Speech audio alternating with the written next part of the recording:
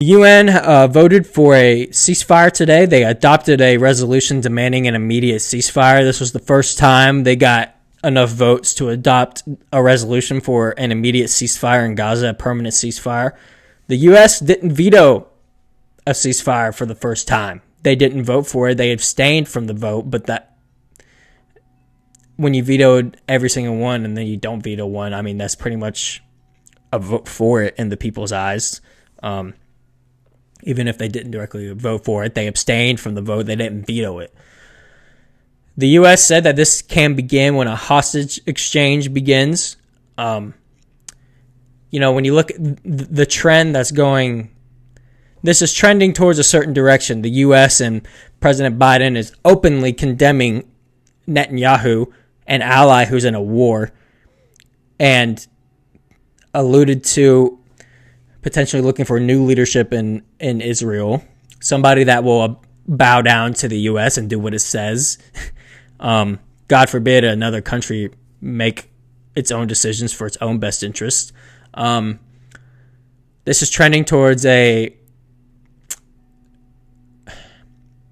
you're pro-Israel, by the way, this doesn't mean that you think that Israel's done everything correctly.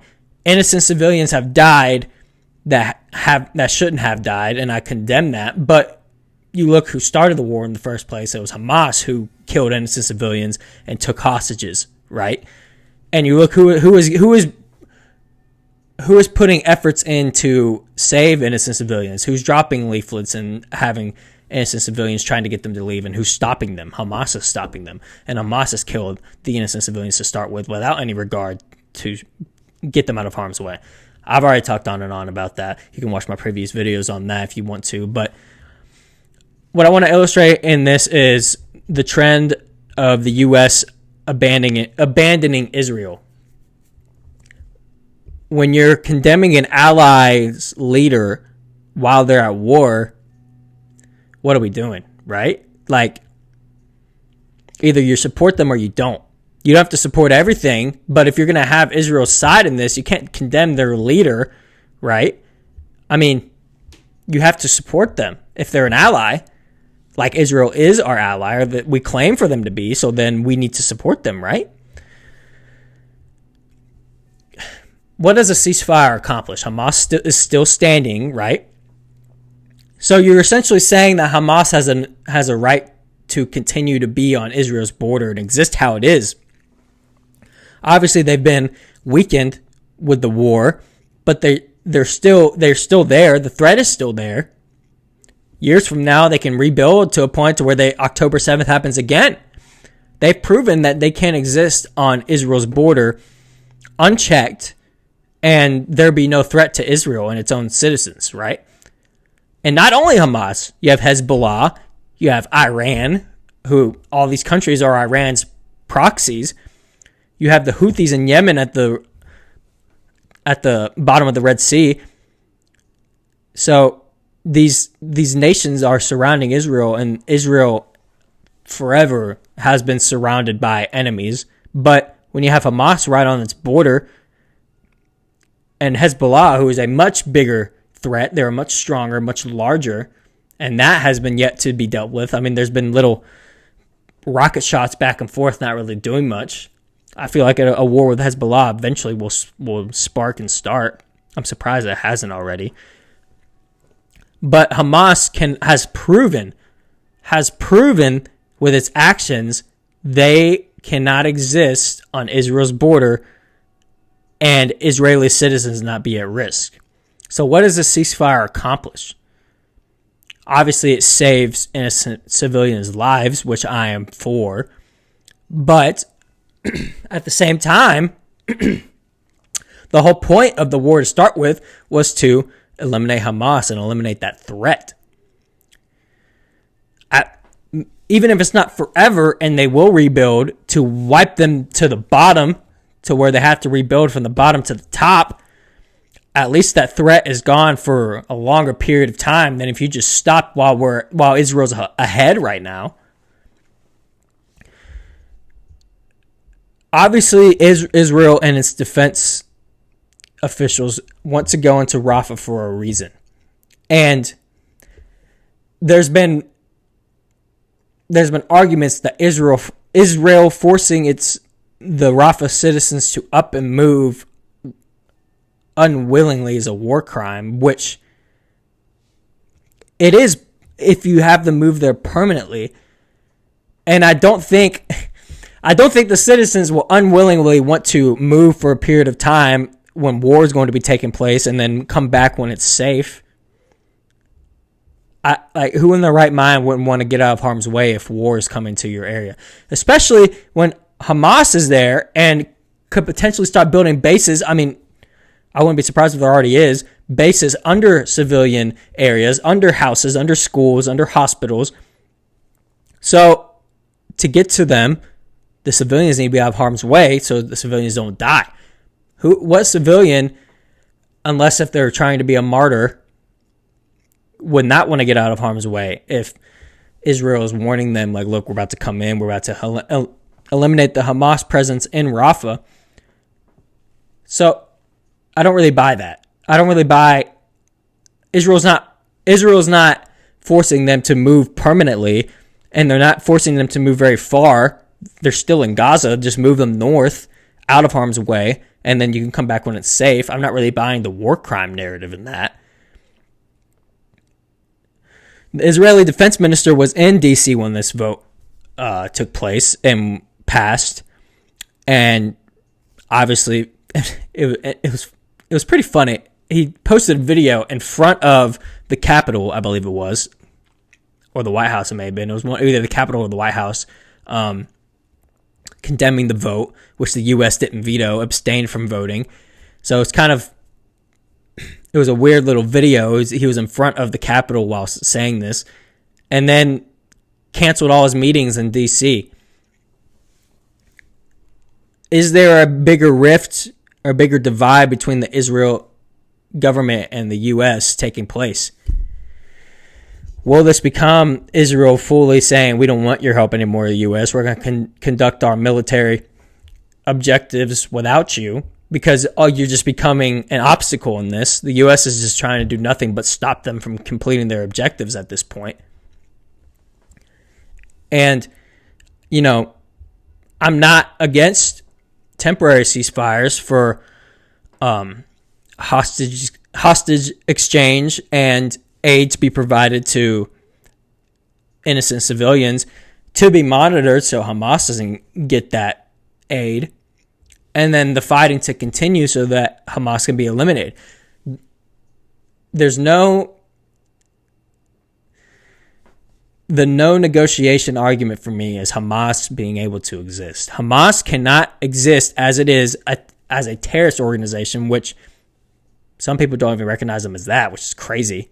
I mean, you barge into another country's borders, rape their women, kill their babies, and take hostages, and you're not a terrorist organization.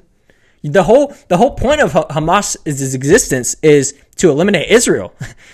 It's not to promote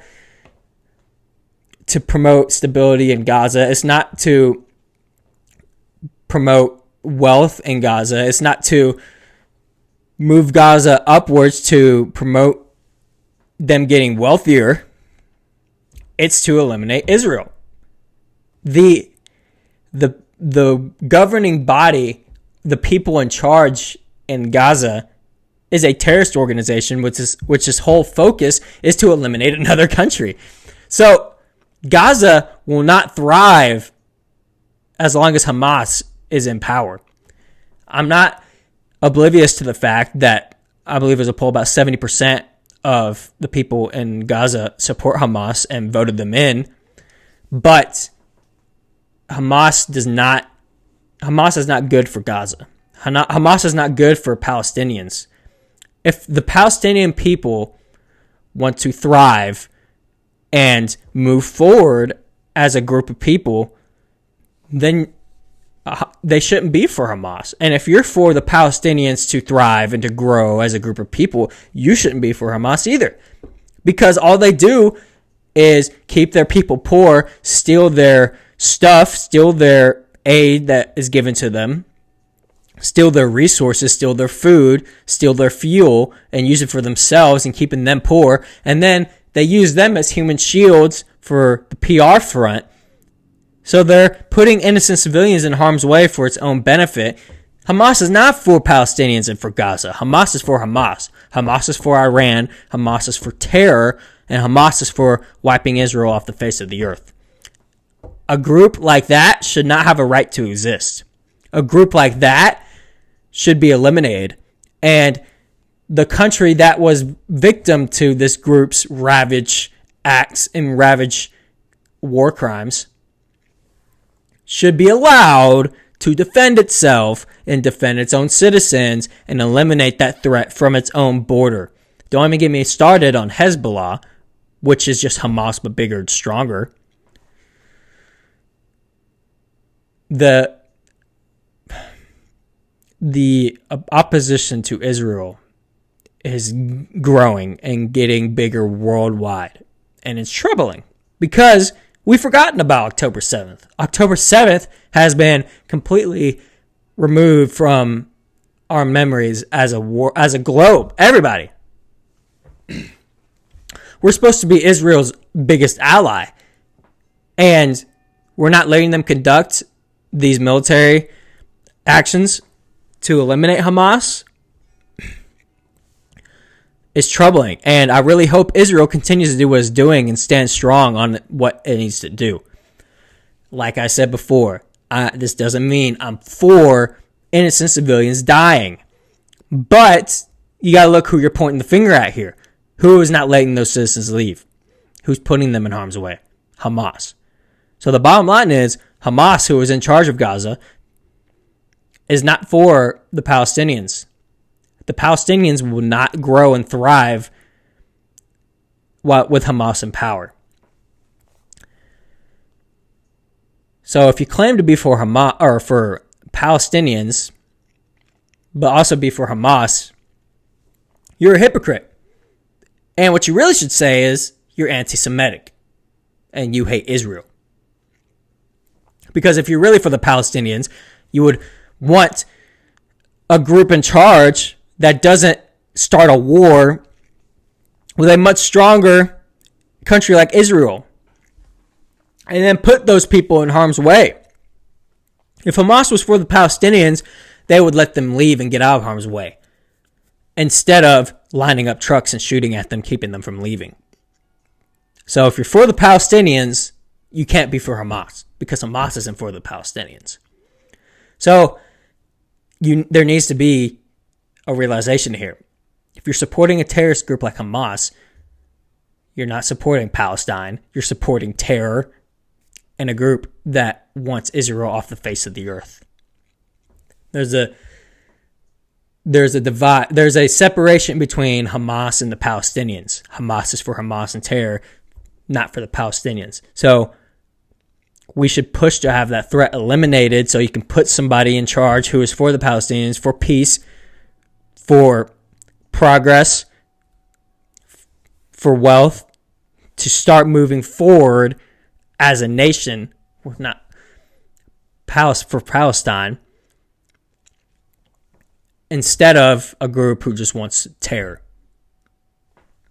Palestine will not thrive, and it's not Israel's fault. It's Hamas, because Hamas is the one in charge there. And they're keeping the Palestinians from thriving by stealing all their resources. So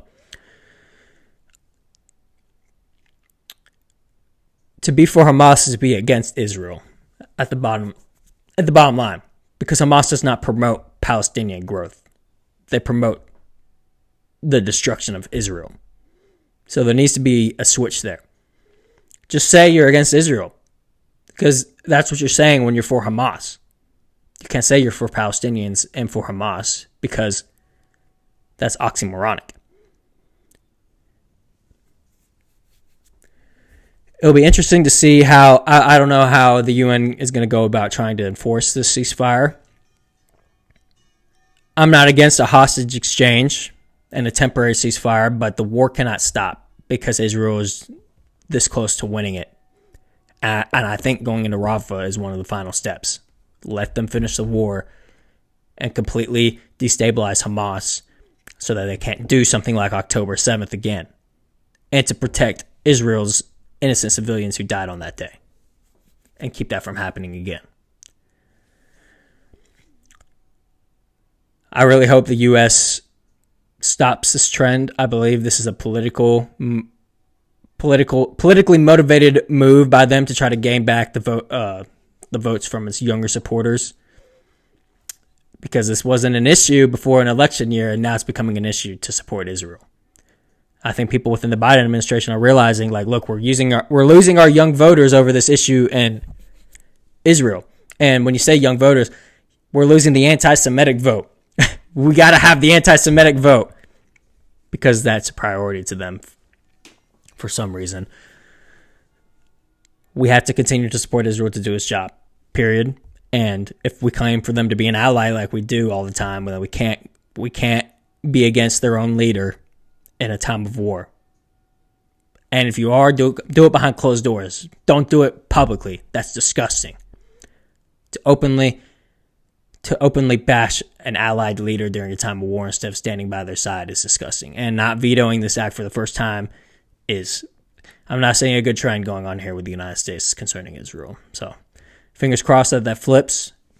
I don't think it will. It kind of seems like this trend is going to keep going forward, but we'll see what happens.